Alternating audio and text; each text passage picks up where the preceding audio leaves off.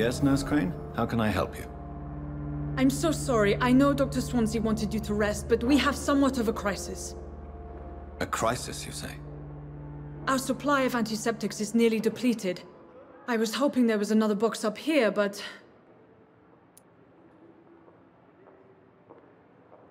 What type of hospital are you running? No antiseptics? You have been away too long, Doctor. With the war and now this epidemic, supplies have been running scarce for months now. I may have a solution. In France, during the war, drugs shortage was a daily problem, and we had to use our wits to overcome the shortages. However do you mean?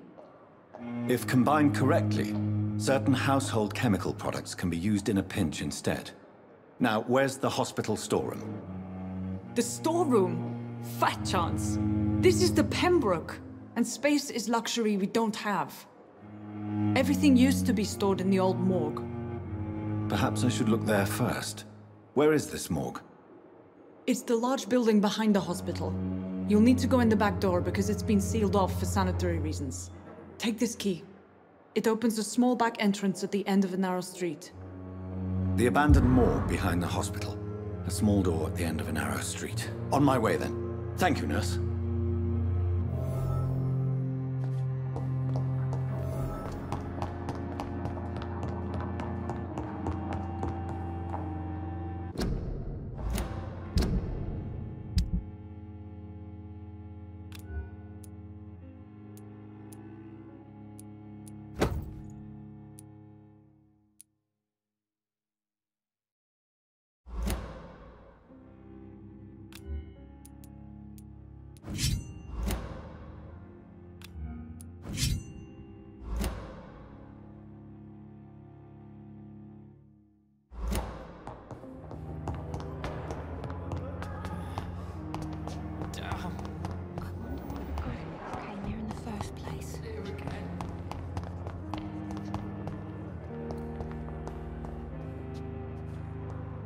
Hello again, Dr. Reid.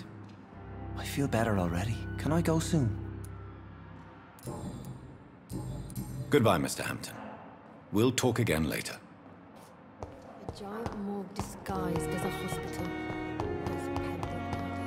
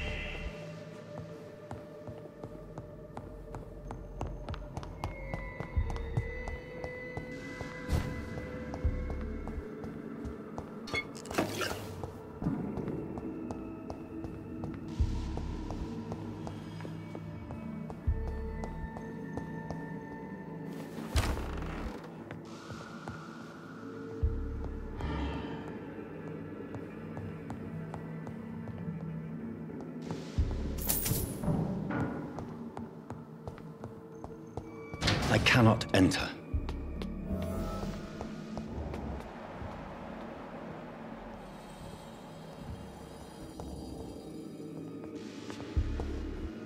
Balls of Mars. Fortifiers.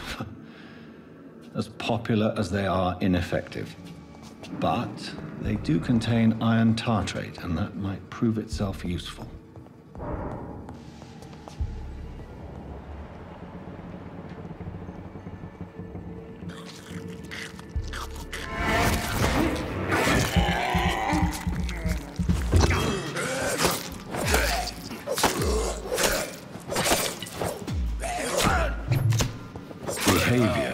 similar to the infected William Bishop. Must be the same strain. This sickness moves faster than influenza.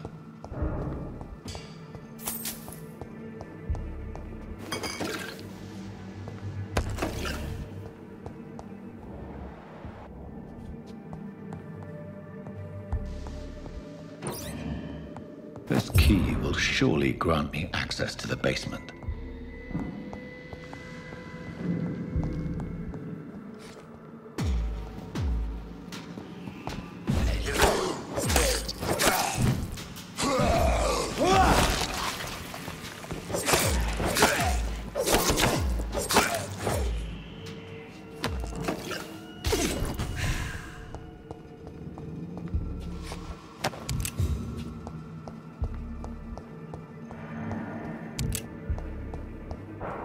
It's locked, all right.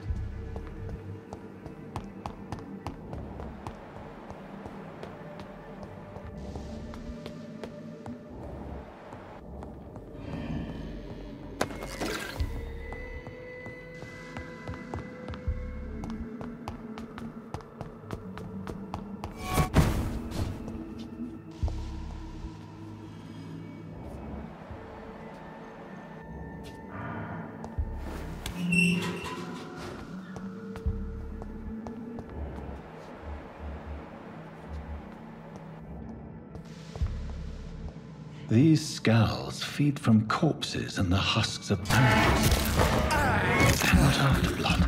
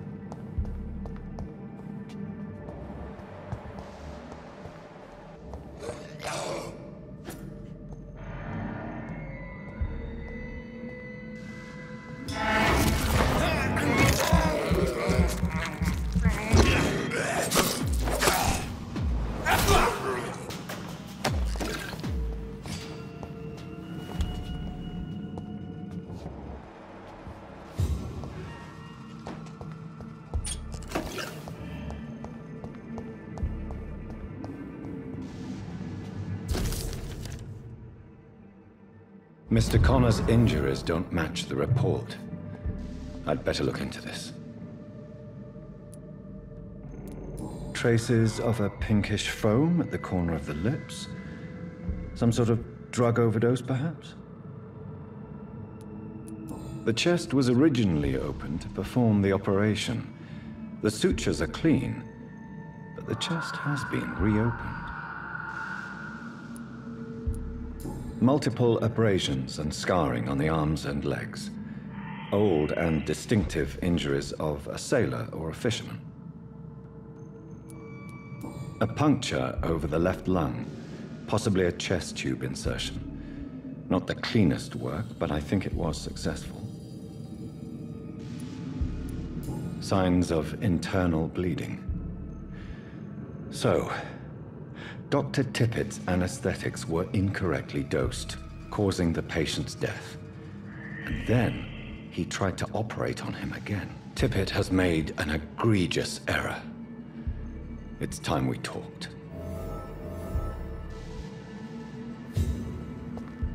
It's locked, all right.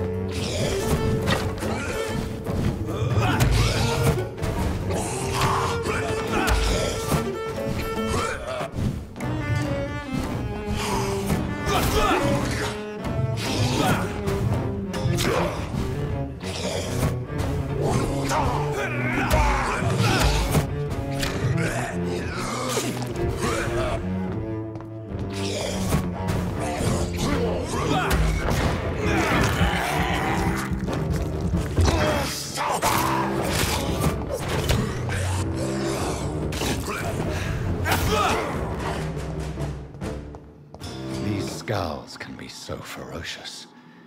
I'm not sure I can defeat them without becoming stronger. To drink blood is so tempting. Sodium hypochlorite. Dangerous to administer, but efficient in the proper dosage.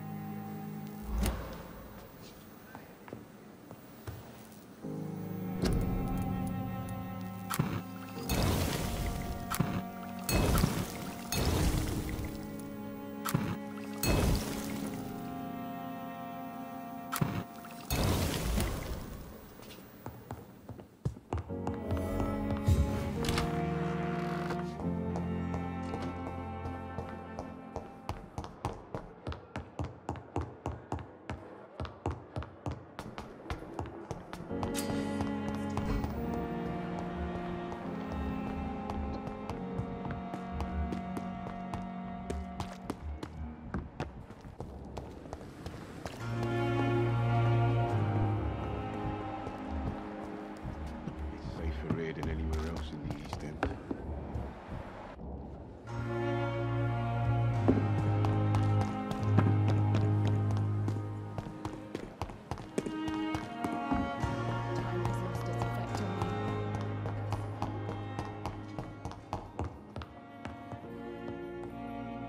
Finally, you've returned, Doctor. Did you find anything of value? Yes, nurse. You've worked your first miracle, Doctor. Now, this patient here needs immediate treatment. Duty calls. When the storm has passed, I'll show you how to mix the remedy yourself with the same basic ingredients. Many thanks, Doctor. When you've finished, you ought to report to Dr. Swansea in his office. He's been looking for you. Seemed pressing.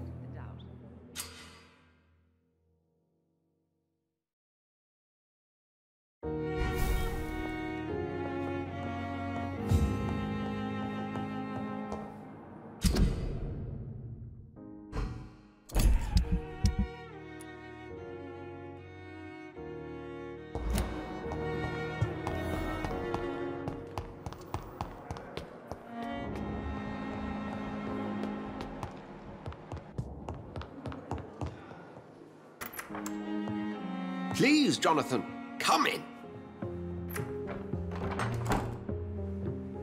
Fascinating, is it not? In the last decade, so many mysteries have been brought to light with our microscopes. The human body, biology's penultimate frontier. The more we explore its boundaries, the less we're able to trace a clear line between life and death. You, my friend, have a foot in both countries. The view must be vertiginous. It's at least as vertiginous as chatting about vampires with you, I would say. This must be all so new to you. This area of town, the hospital, a brand new life. How stimulating it must be. I wish I could share your enthusiasm, Dr. Swansea. But my condition defies scientific categorization. Undead? Unalive? Immortality defies logic. I cannot express my thrill at this serendipitous turn of events. The world's most eminent specialist in blood transfusions, a vampire. One might say a gift from heaven.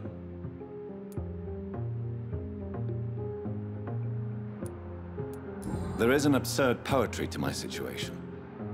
Physician, heal thyself. Forgive me. I've been an admirer of your work for a long time, and now you are so much more than a brilliant physician. And please, call me Edgar.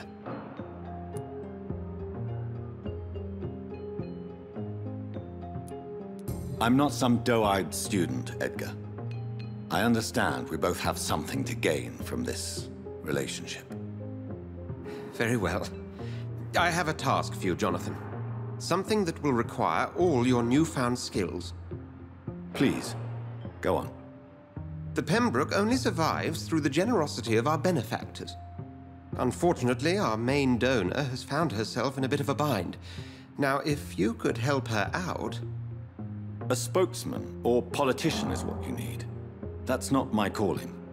And until I come to understand what has happened to me, I require discretion. Discretion is in order, Jonathan.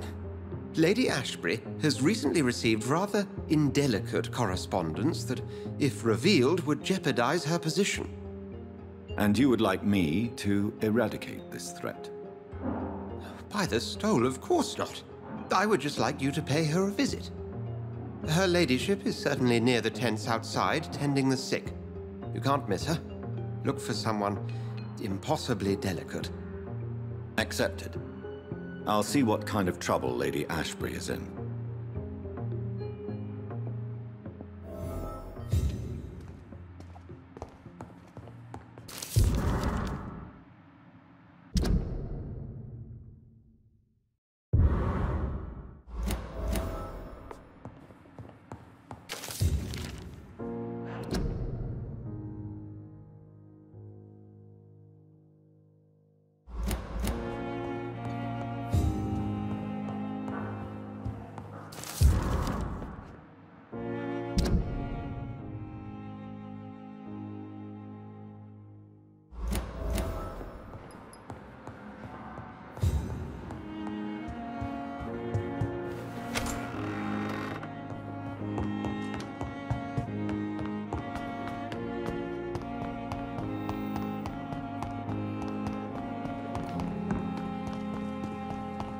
Perhaps I should have considered the offer from that Cadogan fellow.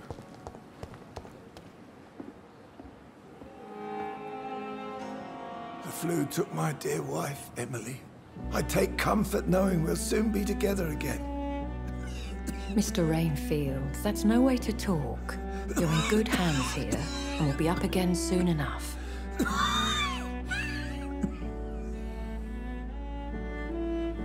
Now do me a kindness and get some sleep. I'll be back round later. Your words are kind, the blessings of an angel. You're the sweet, sweet Lady of Mercy.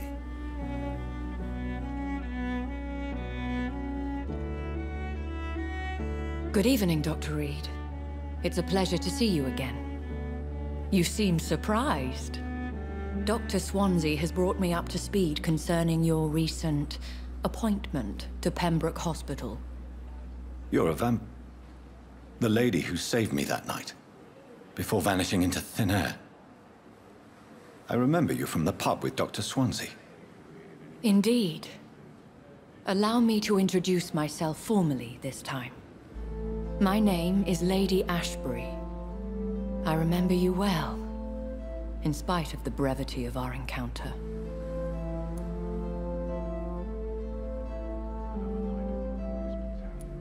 Apologies. You've taken me by surprise. I'm very happy to see you. The pleasure is mine, Doctor. I hope you're more disposed to answer my questions now. You must have countless questions, but our rather urgent matter first. Swansea has explained. My cover, if you prefer, has been compromised. Have any of the patients given you trouble? These poor souls have so little left to live for. I do my best to ease their pain. The world would be a better place if it were cared for by women like you. You make me blush. I am simply a necessary evil. Pardon my boldness, Your Ladyship, but I have questions concerning this condition we share. As a newborn, your hunger for answers is rivaled only by your thirst for blood. But the questions need wait. I'm a scientist. My trade is in the deciphering of mysteries, and I need information to feed my mind. I will gladly answer every question you have, but first, prove yourself capable of resolving my predicament without eating the culprit. Dr. Swansea has commissioned me to be your agent in this matter. You could start by explaining what's amiss. These past insufferable weeks, I've been the victim of extortion. I've made a first payment, but the blackmailer grows greedy. I must refuse his most recent demands. Who would be so foolish as to threaten you? A kindred spirit. Even if it were the case, and I highly doubt it, a vampire would have asked for something more valuable than money. My suspicions lean toward a patient or their family. If we're dealing with an ordinary criminal, surely you've the means to deal with it yourself, if I may. As immortal tradition doth dictate, all fangs in the case, and I highly doubt it, a vampire would have asked for something more valuable than money. My suspicions lean toward a patient or their family. Oh. What are your expectations? Please be precise. As the newly appointed surgeon of this hospital, you are in an excellent position to ask innocent questions and deftly learn the identity of my blackmailer. Please continue. Every detail is essential. I'm your man. My embarrassment in this matter is eclipsed only by my shame at having put the hospital at risk. The threat from our anonymous scoundrel is clear. A list of dates. My visits coinciding with the dates of suspicious patient deaths due to massive blood loss.